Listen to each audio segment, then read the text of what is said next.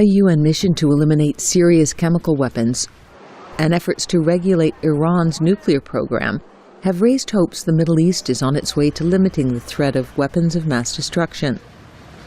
But for political analysts like Professor Ahmad Shaheen, it's a long-standing and long-odds dream. The region would be much better off if it is chemical-free and nuclear-free. However, this has been on the table for decades. Transparency is one of the obstacles. Iran dismisses Western accusations it's seeking nuclear weapons. Syria only confirmed its chemical stockpile when threatened with a U.S. missile strike. Egypt, Libya, Iraq, and Iran are all believed to have chemical weapons, as is Israel, which also has unacknowledged nuclear capability. While piecemeal efforts to contain the threat are underway, political sociologist Saeed Sadik argues the problem should be looked at in its totality. This has to be a joint effort by all participants. But as long as there is conflict, there is always justification for keeping the weapons. As with many issues in the region, debate often turns to Israel. Ahmad Shaheen. There is some kind of a defense doctrine that has been imposed on the region, whether it was deliberate or not, but it's a de facto doctrine, that Israel should be militarily superior to all its neighbors combined.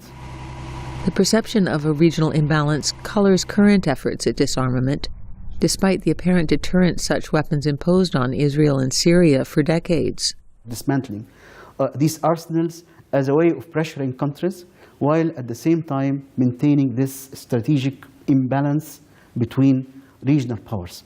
This is what really creates a lot of problems. Good afternoon, everybody. So, too, argue some, is the way President Obama handled the Syrian crisis.